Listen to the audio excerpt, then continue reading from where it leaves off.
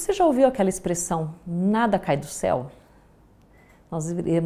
Nosso estudo de hoje falará um pouquinho sobre isso.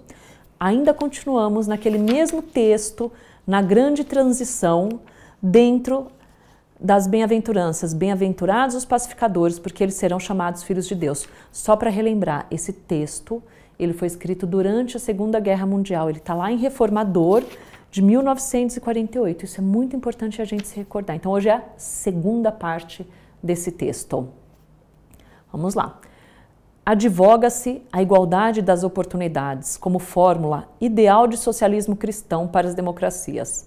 Entretanto, partindo da premissa de pensadores evangélicos, urge compreender que essa igualdade de recursos já foi estabelecida pelo governo divino do planeta. Admitida a experiência terrestre, quando encarnamos então, o homem é bafejado por 1000 ensejos diferentes de aprender, evolver, iluminar-se e engrandecer-se. A oportunidade é dada a todos. Talvez não de forma igual, mas a oportunidade existe. Nós que nos acostumamos a olhar o jardim do outro e não olhar o nosso jardim, para verificar as sementes que estão plantadas no nosso jardim e fazer dessas sementes as nossas oportunidades. Tão grande talento é dor que aprimora quanto dinheiro que favorece.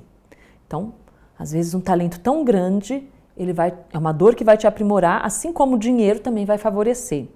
E a criatura que se revolta no sofrimento edificante, lembra, nós já estudamos lá atrás, como eu escolho passar por esse sofrimento? O bem sofrer e o mal sofrer. Então, e a criatura que se revolta no sofrimento edificante, convertendo bênçãos em crimes, é tão perniciosa a obra do Senhor como aquela que se vale das facilidades econômicas para estender o domínio das trevas. Ou seja, tudo depende das nossas atitudes. Se estamos passando por um momento de dificuldade, nós vamos nos revoltar ou aprender com aquele momento. Se aquelas pessoas que têm facilidade, ao invés de levar luz, levarem trevas, também vão passar por momentos difíceis. É isso que ele está querendo dizer aqui. Eis porque o problema da harmonia espiritual nunca será resolvido pelas ordenações exteriores. Então, não vamos ficar esperando que nada caia do céu, que a solução caia do céu, porque a solução ela depende da nossa atitude, de nós entendermos a situação e de promovermos a mudança que é necessária. Mas nós precisamos nos conhecer primeiro para que nós possamos começar então a fazer essa mudança. E como é difícil a gente olhar para o espelho e falar assim, eu sei que eu estou errado e eu preciso mudar. Como é mais fácil se alguém pudesse fazer isso para nós, mas não é assim. O homem cristianizado é a coluna viva da democracia futura, em que o reinado da ordem, na estrutura do Estado, não colidirá com o reino de Deus em construção na individualidade. O homem cristianizado, quem que é esse homem cristianizado? Seremos nós, somos nós, a partir do momento em que nós entendermos os ensinamentos de Jesus, estudarmos, internalizarmos e começarmos a aplicá-los no nosso dia a dia. Seguirmos os passos do Mestre. Ele veio aqui, ele não escreveu, ele exemplificou, ele viveu. E o homem cristianizado é aquele que vai aprender os ensinamentos de Jesus e vai aplicar no seu dia a dia. Não basta uma lei benigna. O que adianta eu ter uma lei de proteção aos animais se o homem não para de praticar maus tratos contra os animais? O que adianta eu ter uma lei que fala que é proibido você matar alguém se o homem continua a matar os outros? O que adianta eu falar que você não pode pegar o que é do outro? Você tem a lei que não permite você pegar o que é do outro e a pessoa vai lá e pratica esse crime. Por quê? Ele tem mais, eu tenho menos. Então, não adianta a lei. A mudança é interior, não adianta a mudança vir de fora para dentro, mas a mudança é nossa. Nós temos que entender o que é certo. É lógico que as leis, elas vêm para auxiliar, mas nós precisamos também entender que nós precisamos fazer a nossa mudança interior. Requisitam-se caracteres elevados que as respeitem e cumpram as leis. Não valem somente princípios enobrecedores, são necessários corações valorosos que aceitem as condições imprescindíveis da santificação. Quantas pessoas falam, mas é um absurdo essa lei que protege demais os animais. Mas, gente, vocês já pararam para pensar no animal em si? Vocês já pararam para ver? Vamos trocar o animal. Vamos pensar. Quantas pessoas não criticam aquelas que estão presas e reclamam dessas pessoas presas que têm direitos? Quem já não fez isso? Quem já não fez isso? Então são necessários corações valorosos que aceitem as condições imprescindíveis da santificação.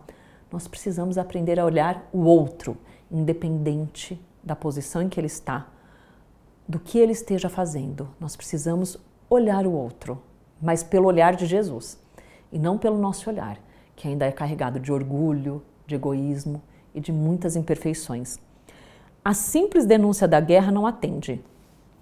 É imperioso suprimi-la da esfera de nós mesmos, ambientando o amor e a paz na própria vida. Lembram? Essa bem-aventurança sobre os pacificadores nos fala que nós seremos construtores da paz.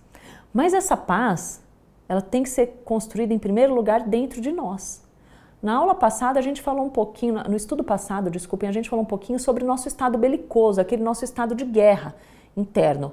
E nós precisamos começar a mudar esse estado belicoso para trazer um estado de paz interior.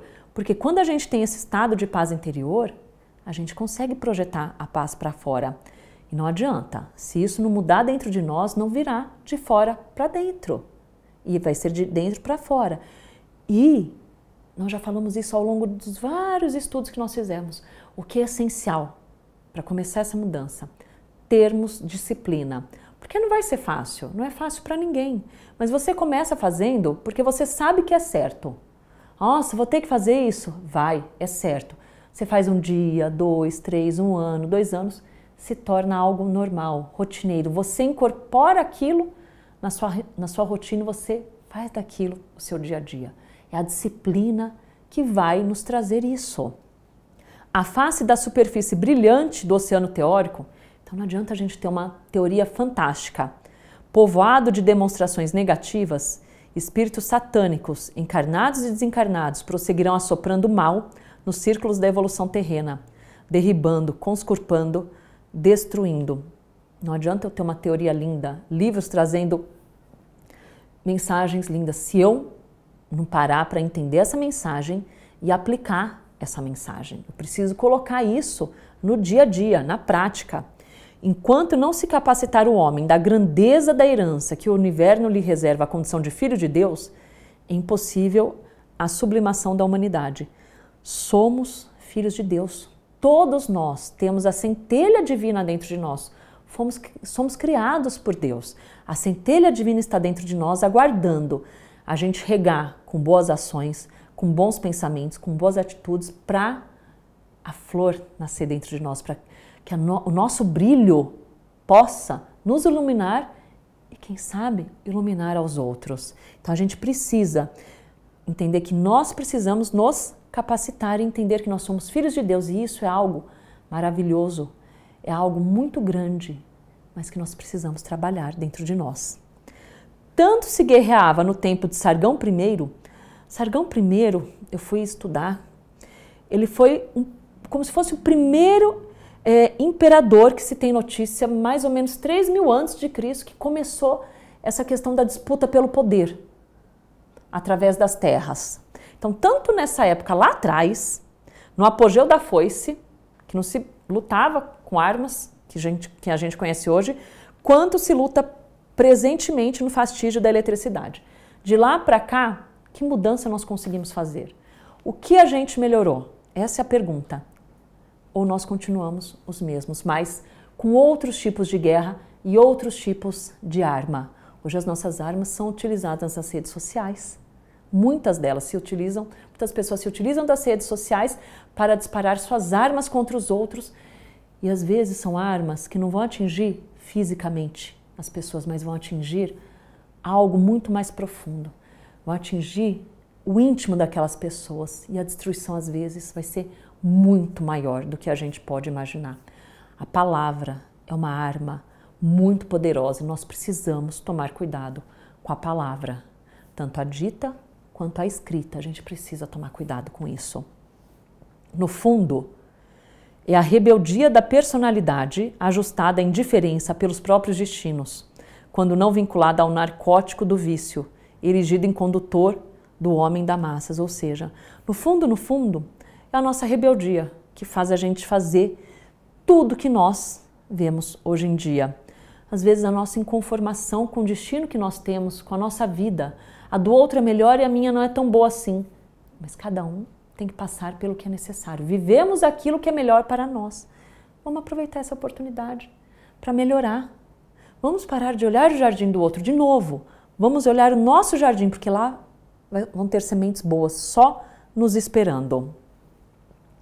A sabedoria do Eterno, porém, transforma os males da criatura em amarga medicação para elas mesmas. Às vezes, aquilo que nós achamos ruim é uma medicação necessária para o nosso bem. De experiência em experiência, de encarnação em encarnação.